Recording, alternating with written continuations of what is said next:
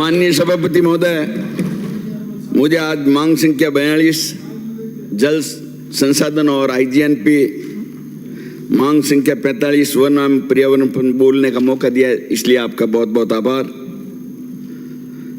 मैं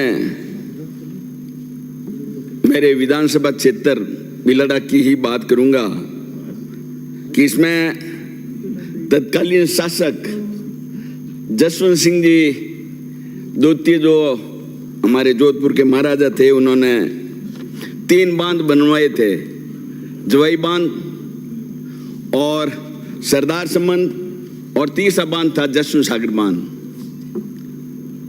उन्होंने तो बनवा दिए। लंबे समय तक हमारे जो हजारों परिवार जो इन बांधों के डाउन स्ट्रीम बसते थे, उनकी रोजी रोटी का एक बहुत बड़ा आधार बना था।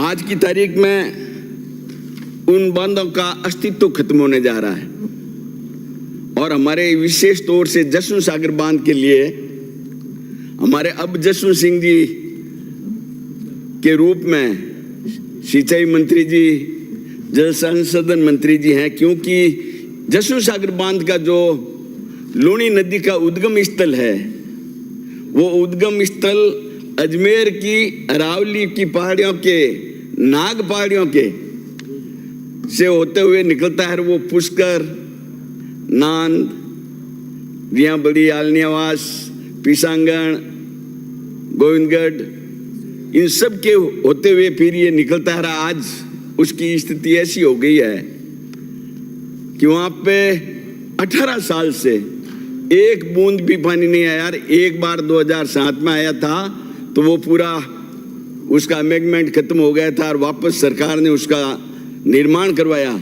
लेकिन आज स्थिति यह है कि उसके ऊपर इतने एनीकट और बांध बन गए हैं, तालाब बन गए हैं, और उस नदी का जो अवैध या वेद जैसे भी खनन हुआ है बजरी का, उससे उसका बिल्कुल ही अस्तित्व खत्म हो गया है। लूणी नदी का भी अस्तित्व खत्म हो गया है और बांध का भी अस्तित्व खत्म हो गया है।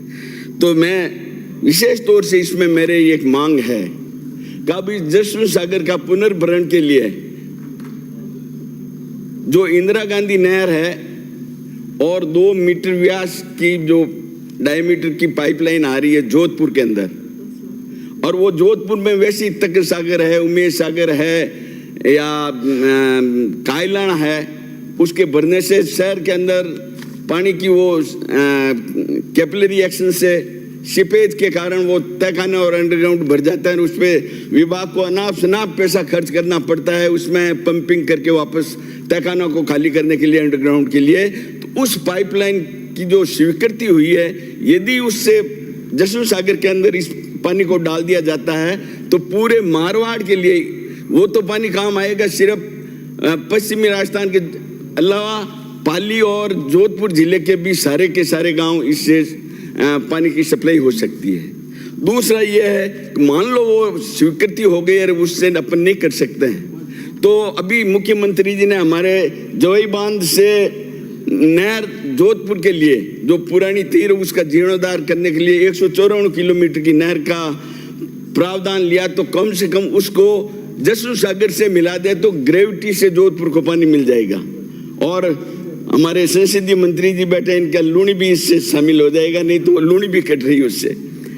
तीसरा, मान लो ये दोनों प्रपोजल नहीं होता, तीसरा है यमुना लिंक से जो झुंझुनू चूरू होके नागौर तक ला रहे हैं, उसका यदि अपने इस लूणी नदी के उद्गम स्थल पे जोड़ दिया जाता है तो हमारे तो 2 फीट का जो धोरा चलता है, वो धोरा का पानी भी ग्रेविटी से लूणी नदी से निकल जाएगा, तो हमारे भला हो जाएगा।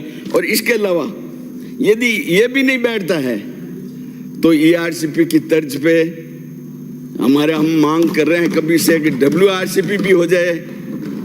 तो उस WRCP से जसवंत सागर को जोड़ देता है तो पूरा मारवाड़ उससे सिंचित हो सकता है। या फिर जवाई, हेमलियावास बांध, सरदार संबंध और हमारा जसवंत सागर बांध, जाड़ीवाड़ा बांध, इनको यदि एक ही जो अरावली से पानी निकलता है और ये सारे इन बांधों को भरता है, यदि इनको आपस में कनेक्ट कर दिया जाता है तो हमारे आरसीपी, आरसीपी, WRCP किसी की जरूरत नहीं है। मंत्री महोदय, आप थोड़े मशगूल हो गए बातों में। मेरा आपसे निवेदन है कि ये आपके पास पेयजल वाले भी बत्तरी से बिराजे हैं, तो मैं ये चाहता हूँ कि इसमें आप जोड़ दे तो पानी के लिए। नहीं, ये नोट कर रहे हैं, बराबर नोट कर रहे हैं। मेरे को आज आश्वासन देंगे कि आप जो समय एक सेकंड वेस्ट कर दूर साहब, मेरा 1M पर्यावरण पे मेरा निवेदन है कि अभी मंत्री महोदय विराजे हैं यहाँ पे। हमारे मारवाड़ में पहले ये था कि अकाल ज्यादा पड़ रहे थे तो हरियाली नहीं होती थी, तो अंग्रेजी बबूल के, जिसको आप जूली जी बैठे हैं क्या, जूली फ्लोरा के नाम से वो एक पौधा लगा दिया, सारा बीज वहां पे मारवाड़ में रेगिस्तान में आपके नाम से गिरा दिया। तो वहां पे अब स्थिति ऐसी हो गई है कि वहां पे ना तो आप चाहे मुख्यमंत्री जी ने जो घोषणा की है 7 करोड़ पौधों की लगाने की, मैं दावे के साथ कहता हूं यदि वो रहेंगे तो किसी भी सूरत में ये पौधे भी नहीं पनप पाएंगे। तो उसका कारण वो जूली जी, जूली फ्लोरा जी। मेरा तो दूसरा आपत्तिजनक वक्तव्य है ना, जूली जी तो बोले मेरे समय जा रहा साहब, मंत्री महोदय को ले तो मेरे से प्रॉब्लम थी, अब मेरे नाम के पौधों से प्रॉब्लम हो गई आप लोगों को। पर मैं जूली फ्लोरा की बात कर रहा हूँ। एक मिनट मंत्री महोदय, एक मिनट, मेरा समय जा रहा है साहब।